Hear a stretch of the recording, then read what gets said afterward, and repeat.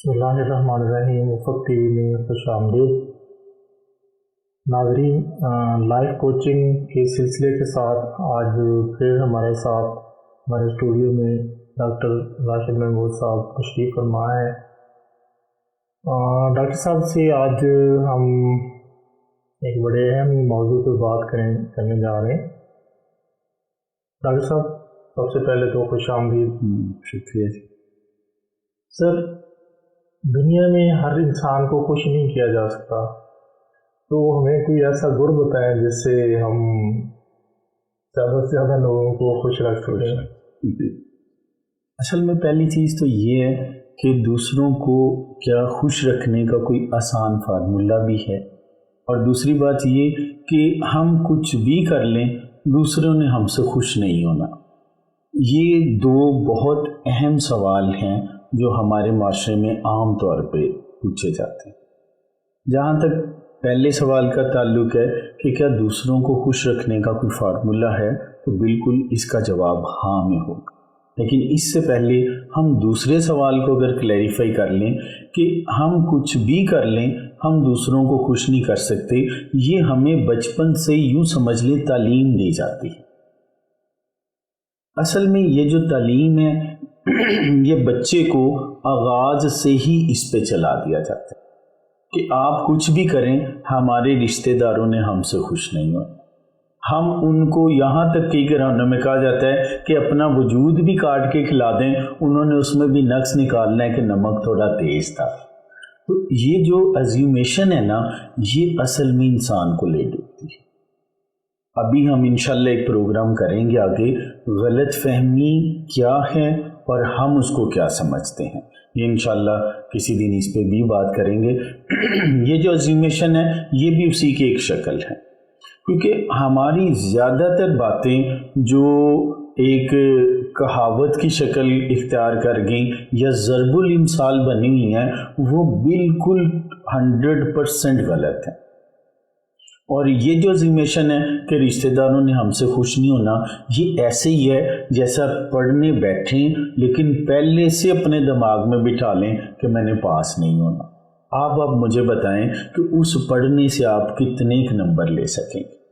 आप एक नावल पढ़ने बैठें और ज़हन में बिठा लें कि ये मेरे से ख़त्म नहीं हो सकना, उससे कितने नावल आप पढ़ सकेंगे और रात कितनी जल्दी वो नावल बंद करके सोचें। मैं आपको अपना ज़ाती तौर पे एक तजर्बा बताता हूँ। एफएससी में मुख्तलिफ़ चीज़ें पढ़ते हुए ना सामने आया और कहा गया कि आप शहाबनामा लाज़मी पढ़िए, और मेरे हाल कॉलेज में शायद हर कोई पढ़ता था उस दौर में ना। तो मैंने जब कॉलेज से वो बुक इशू करवाई तो आपको पता है 15 दिन के अंदर अंदर वापस देनी होती है। हमारे कुछ टेस्ट भी शुरू हो गए तो मैं वो ना पढ़ सका। जी, ज़कीम किताब है, तो मैं वो ना पढ़ सका, तो 15 दिन के अंदर मुझे उसको वापस करना था। फिर मैंने उन दिनों में काफ़ी मुश्किल में पढ़ के तो औखे सौखे होके ख़रीद ली अपनी, क्योंकि मुझे कहा गया था कि ये पढ़नी लाजमी।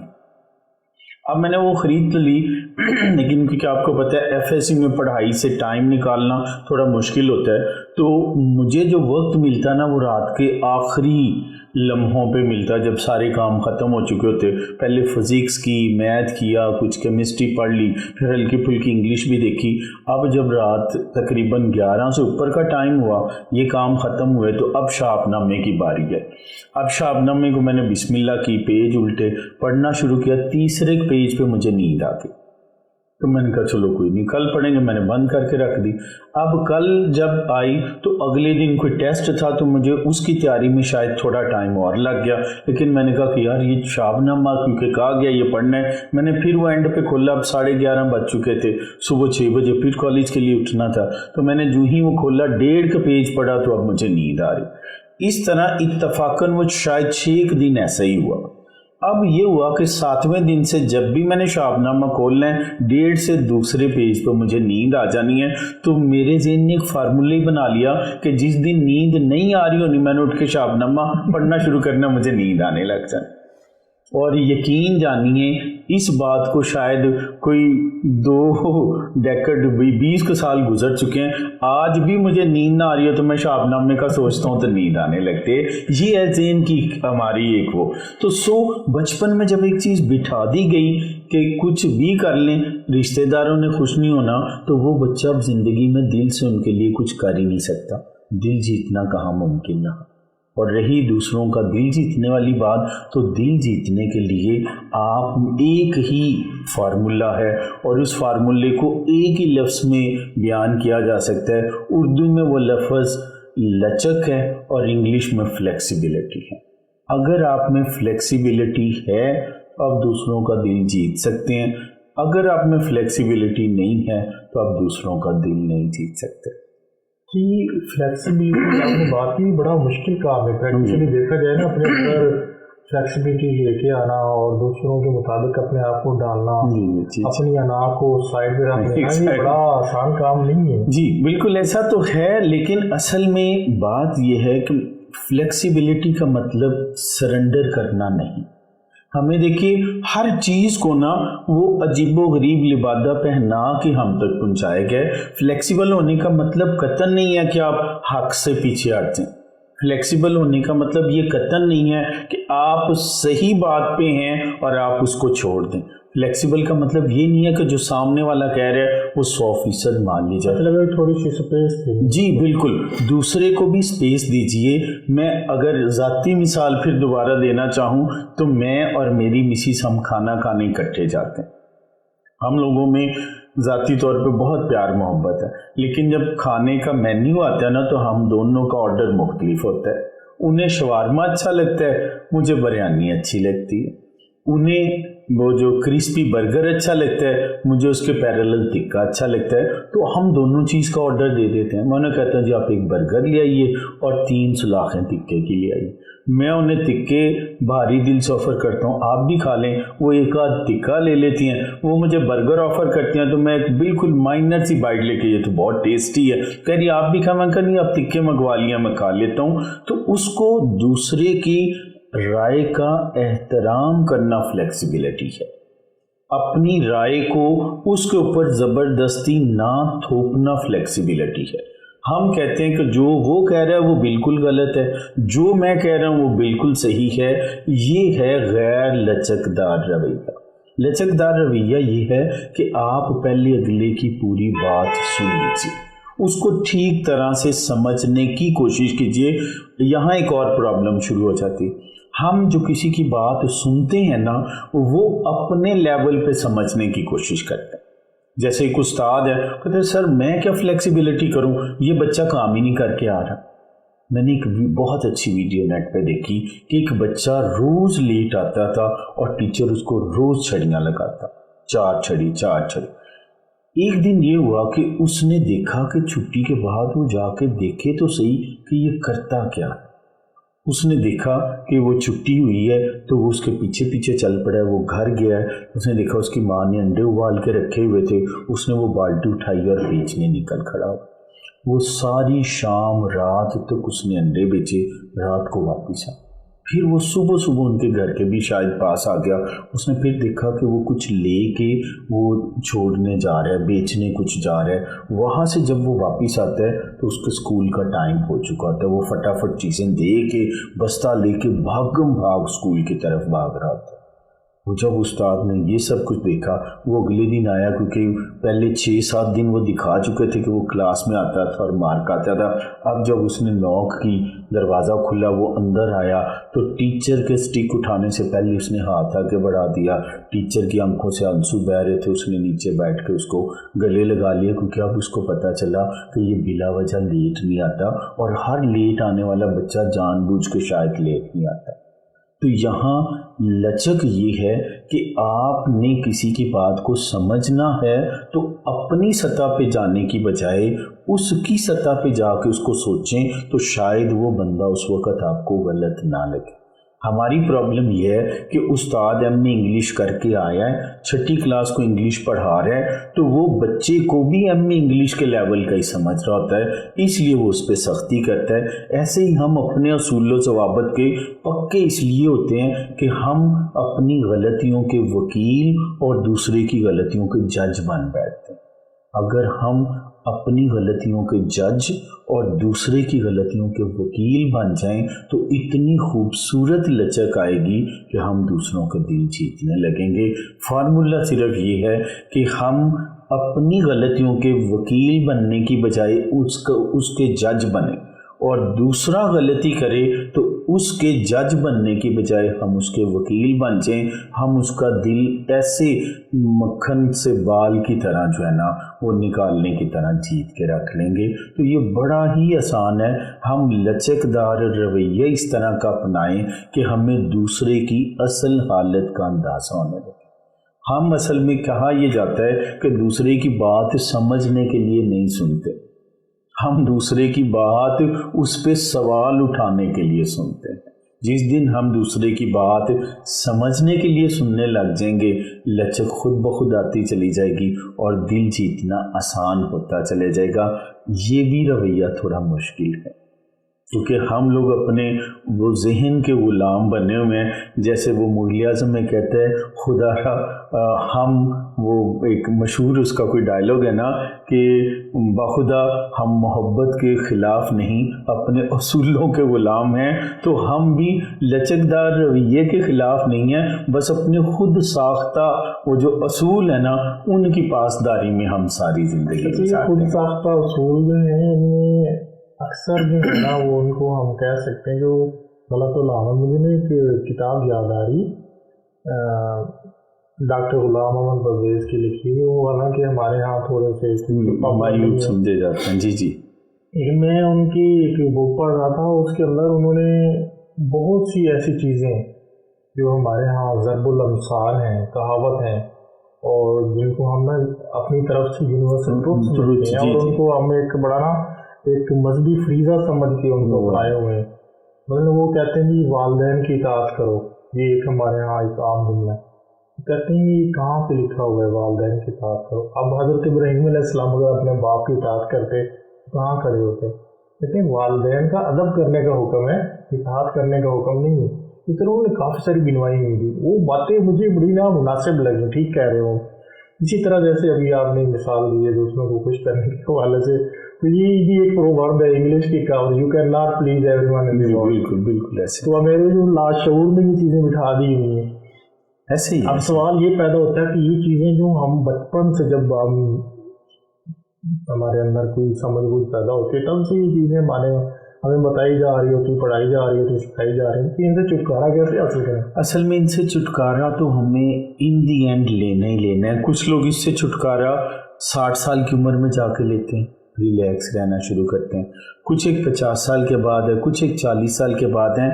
جب بھی آپ نے چھٹکارا پانا ہے نا، آپ کو ایک کام کرنا ہے، ہمیں اپنے مائنڈ کو ری شیپ موڈ پہ لے کے جانا ہے۔ وہ ہم اپنے بچے کا پرائمری پہ کر لیں، میٹرک پہ کر لیں، جی بالکل، ہاں بالکل ایسے ہی ہے۔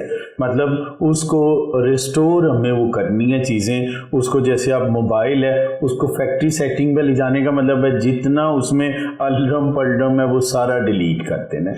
یہ ہمیں ڈیفینیٹلی کرنا پڑے گا۔ میں نے کئی یونیورسٹیز میں لیکچر دیا، reshape your life by reshaping your mind, اور یہ بڑا افیکٹو رہا مختلف یونیورسٹیز میں، اور اس کی بڑا اچھا فیڈ بیک آیا، اور میرا دل ہے کہ ہر یونیورسٹی میں یہ ہونا چاہیے، کیونکہ وہ کسی نے کہا تھا نا کہ دنیا میں ہر ایک چیز بڑی دیر سے ملی، منزل پہ آ گیا تو مجھے رہنما ملے۔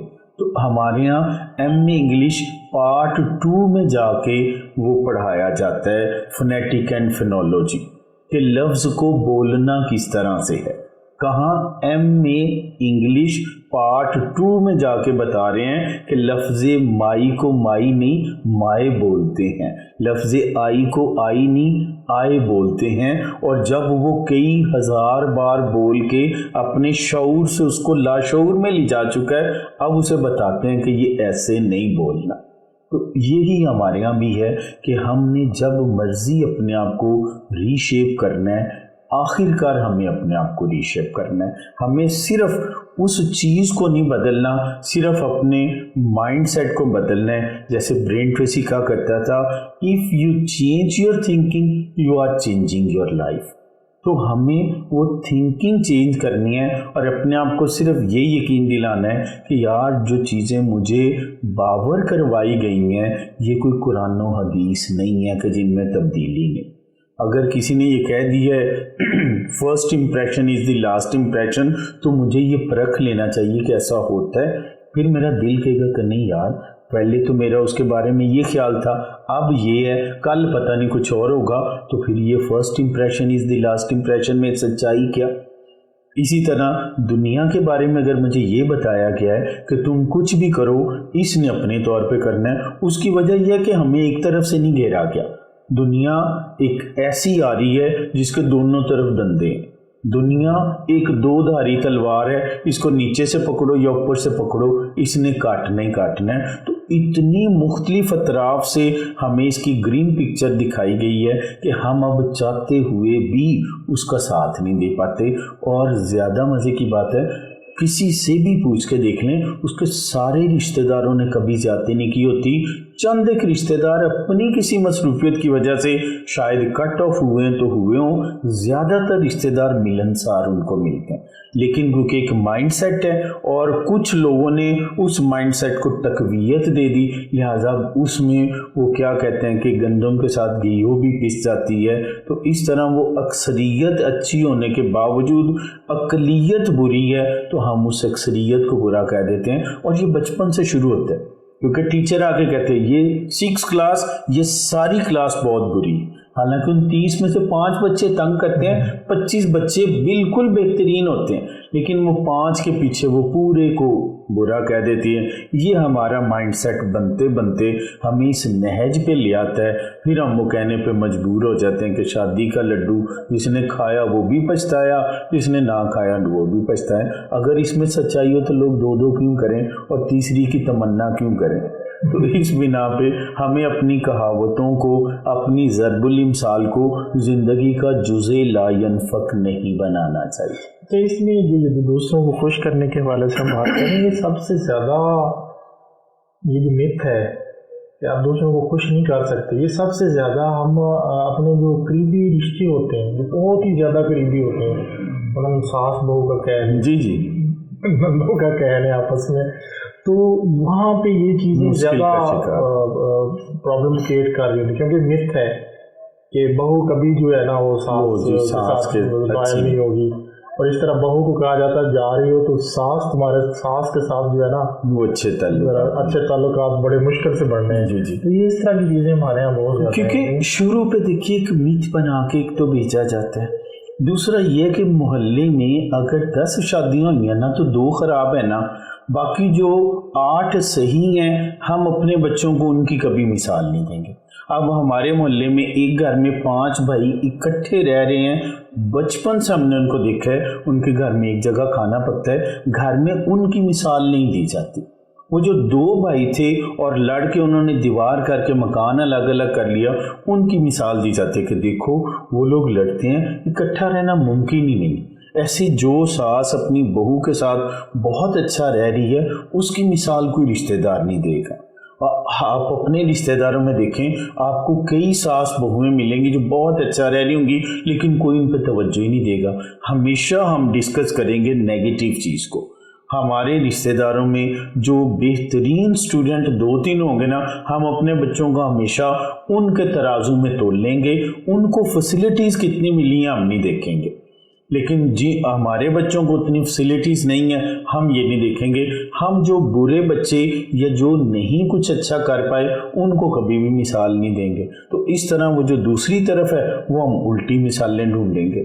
تو کئی جگہوں پہ اگر بچی کوئی بھیجا جائے کہہ کے کہ دیکھو بھی ساس جو جس گھر میں جا رہی ہو، اس گھر میں اس عورت کی جو سب سے قیمتی چیز ہے اس کا بیٹا، جس کو اس نے اپنی سانسوں کی طرح عزیز رکھا تھا، وہ آپ کو سونپ رہی ہے، और किसी को अपना कीमती खिलौना देते हुए दिल खिंचता होता है, उसने तो जीता जागता खिलौना आपके हवाले किया है, तो तुमने उसका बहुत ममनून होकर रहना है। वो थोड़ी बहुत सख्ती भी करे तो इस बात को ज़हन में रखना कि उसने ज़िंदगी की सबसे प्यारी चीज़ आपके हवाले कर दी है, तो वो औरत शायद उसको माँ से भी ज़्यादा अजीज़ रखने लगे, और जब शुरू पे आके ही वो सरेंडर आते ही कर देगी तो उससे सास बहू का वो रिश्ता जो तसव्वुराती बुरा है ना, वो कभी भी नहीं बन पाएगा। जब हम उसको घर से कह के भेजेंगे कि देखो उस भाई ने 30 साल जिस बहन के साथ गुजारे हैं, तुम जाते ही एक दिन में उसको दूर करोगी, तो उस बहन को लगेगा कि इसने आते ही मेरा प्यार छीन लिया है। तुम अगर तुम्हारा खामन तुम्हारी तरफ ज़्यादा माइल भी होता है ना, उसे को नहीं अभी अनमैरिड बहन घर बैठी हुई है, आप आके जैसे उससे पहले लाड प्यार करते थे अब भी वैसे करना है। कुदरती अमल क्या होता है कि खामंद जब शादी हो जाती है, बेटा जब ऑफिस से आता है, तो उसकी सबसे पहले ख्वाहिश होती है कि नई शादी है, वो जाती बीवी उसका बैग पकड़े फिर वो अपने कमरे में ले जाए। और जब पहले वो आता था वो बहन के लिए कोई फल लेके आता था, जाते ही उसको पकड़ाता था। अब वो फल की बजाय बैग उसकी बीवी दरवाजे से ही पकड़ रही है और अंदर लेके जा रही है। यहीं से ही वो क्लैश शुरू हो जाता है। वो बहन कहती है देखा एक दिन में इस चुड़ैल ने आते ही मेरा भाई छीन लिया। और अगर वो बेटी को घर से तरबियत मिली होती कि बेटा 2 माह जाके उस घर का जो पहला सेटअप था ना उसको ना टूटने देना, आप खामन का बैग पकड़ लो लेकिन उसे कहो कि अपनी बहनों की तरफ जाए। पहले दिन ही बैठ के तय कर लो कि आप शादी से पहले कैसे घर आते थे, अब महीना 2 महीने आपने उसमें तब्दीली नहीं लानी। पहले वो माँ को अगर बाहर लेके जाता था कुछ खाना खिलाने, तो शादी के बाद भी पहली दफ़ा बीवी अगर खाना खाने चली गई है आई है तो उसने कहना अब जब तक आप अम्मी को उसी तरह नहीं लेके जाते मुझे नहीं लेके जाना। सास कभी भी उससे खाइफ नहीं होगी। वो बहन कभी भी जब वो अगले दिन आया है बैग उसने अपनी बीवी को पकड़ा दिया है, फलों वाला शॉपर लेके सीधा बहन के कमरे में गया है, तो वही बहन अपनी भाभी को अपनी बड़ी बहनों की तरह समझने लगेगी। वो सास जो शादी के चौथे दिन ही बेटे की बाइक पे बैठ के जब खाना खाने जा रही होगी तो वो उधर कहेगी बेटा बस अब शादीशुदा अपनी बीवी को लेके जाया करो। अब वो अगले दिन खुद उसकी बीवी को तैयार करके उसके साथ भेज रही होगी और यहाँ लगेगा कि ये तो माँ बेटियों से भी ज़्यादा करीबी। ये सिर्फ एक माइंड सेट है और ये टूटेगा तब या तो उस बच्ची की ट्रेनिंग हो के आए या वो बच्ची खुद अपने आप को रीशेप पे लेके जाए कि नहीं घर में ये जो तब्दीली है यही दूसरों के लिए वो बुराई का सबब बन रही है। बात फिर वहीं पे आके ख़त्म होगी कि उस लड़की को अपने में लचक लानी है। वो कहती है क्यों, ये मेरी कायनात है, ये मेरा सब कुछ है, ये मेरा खामंद है, इस पे पूरे का पूरा मेरा हक है। और ये जो हक की लड़ाई शुरू होती है फिर ये सास बहू को वो एक चुड़ैल और एक वो विक्टिम की शक्ल जो है ना वो लड़ाई अपने प्राइस को निकल जाती है। जी बिल्कुल, फिर वो इस तरह से होता है। जी नाज़रीन, बड़ी खूबसूरत गुफ्तगू रही। ज़रूरत है माइंड सेट को चेंज करने की और अपने अंदर फ्लेक्सिबिलिटी लाने की। तो आई होप कि आपको ये गुफ्तगू बहुत अच्छी लगी होगी। हमारा चैनल ज़रूर सब्सक्राइब करें और बेल आइकन को ज़रूर प्रेस करें। नेक्स्ट प्रोग्राम तक अल्लाह हाफ़िज़।